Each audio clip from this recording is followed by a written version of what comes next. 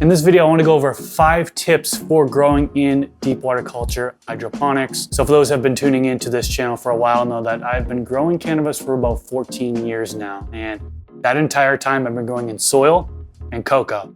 This is actually my first run ever growing in deep water culture hydroponics. And it is so much fun. I am learning so much. This series is definitely a lot different than other grow series that have been on this channel. In other grow series, I've really just been showing what I've been doing when growing in soil or cocoa. Here, I'm actually doing the grow, but I'm also getting feedback from you guys in the comments. We've released 3 other update videos on this plant here.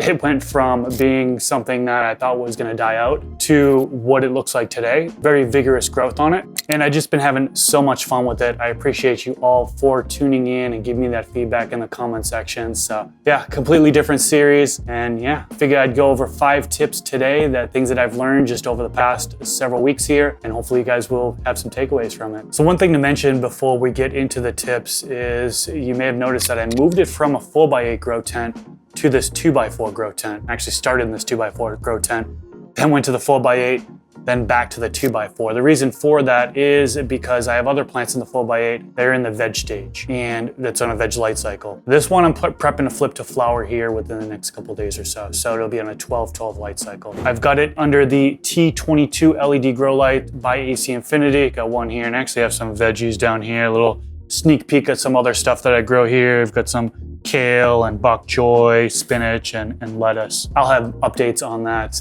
in other videos. But yeah, making the change over here has been huge as far as the temperature. So in the other room there, it seems to get a little bit more warmer. And as we are in the fall, going into winter time, the heat comes on in the house. And so in that room actually heats up a lot more than this room. That room in that 4x8 grow tent, temperature in the environment was in the high 70s, 78, 79, sometimes touching 80 degrees Fahrenheit, which led to issues with the water temperature. Here in my 2x4 grow tent, which is in a different room, this room kind of stays cold, which is a benefit here. Temperatures now have been about 70 degrees Fahrenheit, so a lot lower. This has made it so much easier to control the water temperature. And that kind of relates to the first tip that I have for this video, which is to help control that water temperature. Some of you guys mentioned in the comment section to wrap the buckets in insulation. So like a foil bubble type insulation, wrapping it. They had mentioned that the black bucket helps actually heat up the bucket. So wrapping it in foil, and then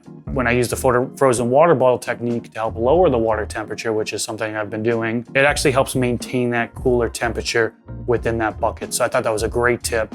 I mentioned that here for those folks that are maybe new to DWC and didn't know about that and might be in the same shoes as me as far as struggling with the water temperature. Tip number 2 kind of relates to it as well. The water temperature is having the air pump outside of the grow space. Now, if it was inside the grow space, it would be bringing air of that temperature, right? Outside of the grow space typically should be a lot cooler. And so it's bringing cold air through the air stones into the water to oxygenate the water. So I actually have had my air pump outside of the grow tent the entire time. It's something I just haven't showed, but I thought it was a really good tip. Right now I have it parked next to my 4 Lamborghinis, so you can take a look at that here. But yeah, that was another tip that I thought was really, really great to hear, because I didn't even think about that. I just had it outside of my grow tent because I didn't have any space inside of my grow tent, really somewhere good to put it inside my grow tent. So I've always had it outside my grow tent. Just didn't connect the dots there of bringing in cooler air versus warmer.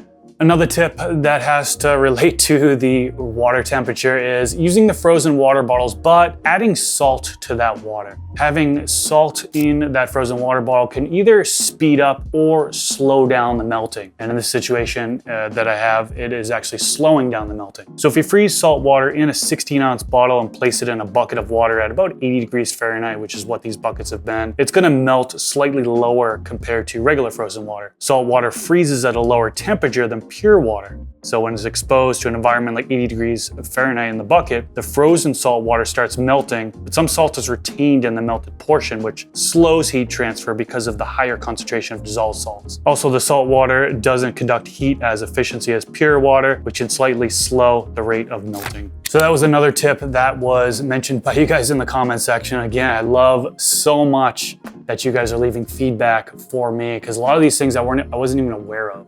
And I have a feeling a lot of you that are tuning in that may be new to this aren't aware of it as well. So I haven't been doing the saltwater frozen water bottles, but I will be in the future, sure, once I start to need to use it again, because like I mentioned, now I'm in 70 degrees Fahrenheit is the temperature in here. The water temperature has been maintained about that. So no need at the moment to use those frozen water bottle pack. Tip number 4 is going to be about hydrogen peroxide, H2O2. So this is something I mentioned in my last video. I had seeked some questions in regards to using H2O2. I knew that it was sterilizing agent.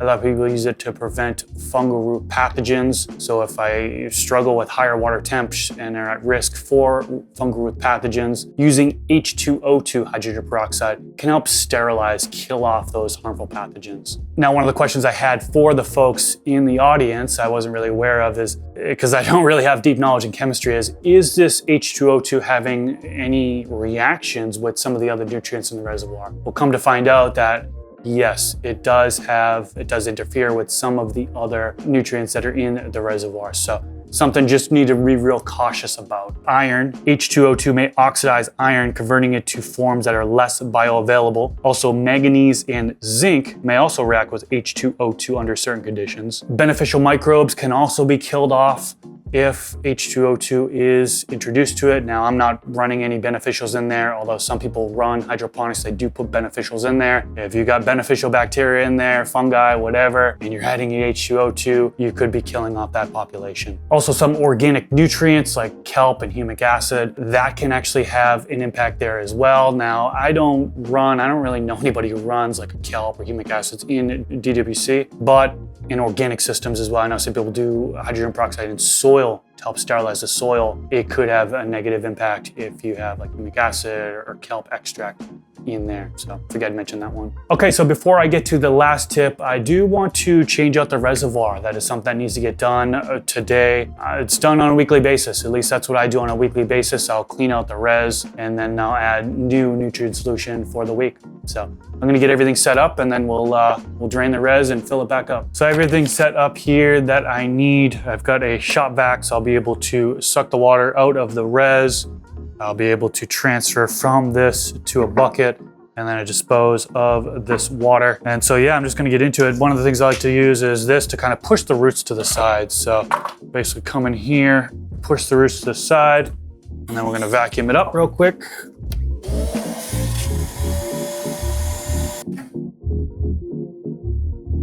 Low capacity on this, it doesn't really hold that much. So I'm gonna empty this out and then I'll get the rest of it. Forgot to take out the air stone, so I'm gonna take that out too.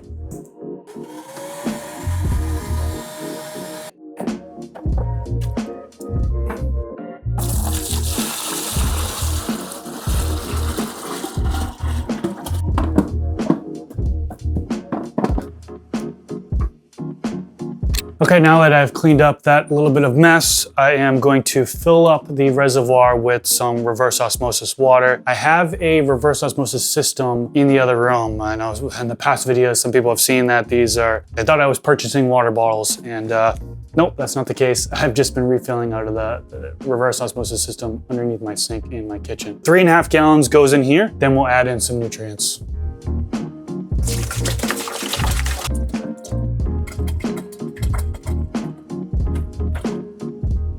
Measuring out a 1/2 gallon here. Okay, since I have 3.5 gallons of water now filled up in there, I'm gonna refer to the Blue Planet Nutrients feeding chart. That's what I'm using this time around. Blue Planet Nutrients, Blue Max 2-part, and CalMag. The CalMag I know is 5 milliliters per gallon. So 3.5 gallons is gonna be 17.5 milliliters. I'll put that in first. And then according to the feeding chart here, the Blue Max Part A and Part B, in pre-flower, it's 7.5 milliliters per gallon, and then 10 milliliters per gallon for Part B. And at this point, I can add back in the air stone and turn it back on. In between nutrients, washing it out is important to prevent cross-contamination. Talked about this in videos before, but figured I'd still mention in this video in case there's folks out there that haven't tuned into past videos. So with the CalMag done, now we're going to the Part A. 26 to 5 milliliters of Part A will go in here since I have 3.5 gallons of water.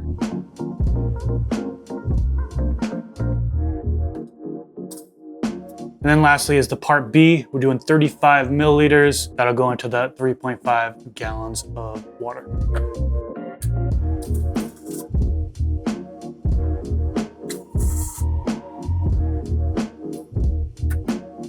Although the air stone is actually adding in some, rotating the water around a little bit, I still like to give it a little mixture in here.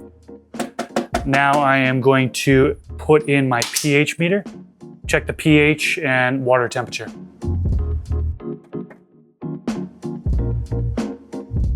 Okay, so this reading is showing 5.8 pH at a 69 Fahrenheit water temperature. So perfect, exactly where I like it to be. That's one thing I've noticed about Blue Planet nutrients is every time I do a mixture, it's really at 5.8 pH, which is what I like it to be in hydroponics here. So really happy on that one. Let's get a ppm measurement. It's showing 871 ppm on this is a 500 scale TDS tester, and I'll put the EC in the bottom corner of the screen right now because I don't have that memorized what the EC is on this one. I know some of you guys go after EC instead of ppm, but we're looking pretty good there. So really happy with how that is. We'll put the top back on. And that's how I do a res change. Okay, the last tip number 5 is another tip I got in the comment section. Love you guys in the comment section for giving me the feedback. Washing the clay pebbles is important because the residual dust can actually increase the pH. New clay pebbles often have a thin layer of alkaline dust from the manufacturing process. When placed in water, this dust can dissolve and raise the pH. So pretty straightforward there. That's something I didn't know. I mentioned in a past video that I didn't wash the clay pebbles prior to putting them in there. I didn't really see any of that dust on the settle at the bottom of the reservoir or anything like that. And I didn't really notice a pH difference, but I wasn't really checking. I wasn't really looking and seeing if the clay pebbles not being washed was raising the pH or not. Thought that was a really cool tip, so I figured I'd include that one as well. That's it for the 5 tips. I want to thank you all for joining me on this. This is brand new to me. Really happy that you guys are coming along with me and giving me feedback along the way. Also want to thank the moderators for keeping the comment section clean, canceling all the trolls that are in there. I don't even see troll comments anymore because moderators do a great job there, keeping this community a friendly community. That's pretty much all I have for this video, guys. Thank you so much for tuning in. I'll catch you in the next one. Peace out.